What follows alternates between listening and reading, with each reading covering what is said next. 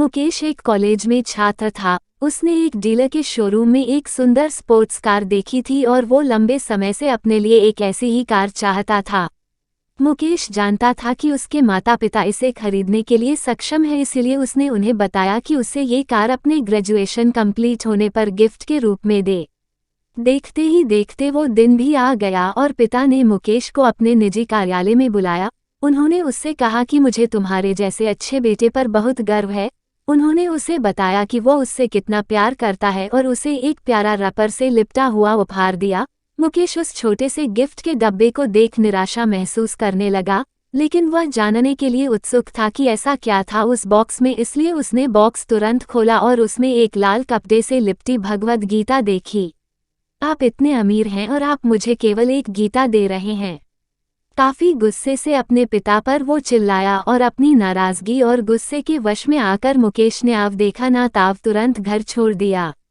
काफी साल बीत गए। मुकेश अब एक सफल व्यवसायी बन गया था। वह अपने जीवन में खुश था। उसकी शादी हो चुकी थी और उसके 2 बच्चे थे।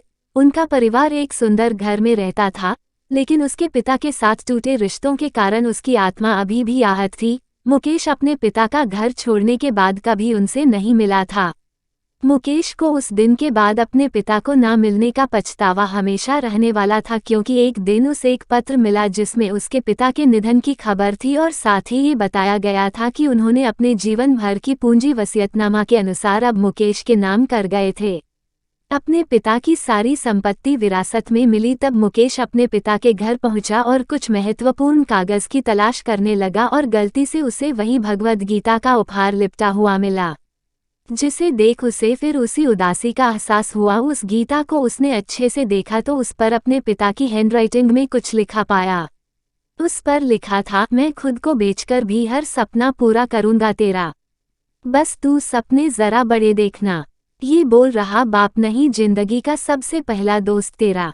ये कविता पढ़ी ही थी कि अचानक उस किताब से एक चाबी गिरी, जिसके ऊपर लगे टैग पर उसके ग्रेजुएट होने की तारीख के साथ कांग्रेचुलेशन और आई लव यू लिखा हुआ था। आनंद के सर के ऊपर से उसके पिता का साया तो पहले ही उठ चुका था और आज उसकी जिंदगी की सबसे बड़ी गलती के बारे में जानकर उसके पैरों के नीचे से जमीन भी खिसक गई। इस दिन मुकेश की आंखें और रूह दोनों पछतावे के आंसू रोई।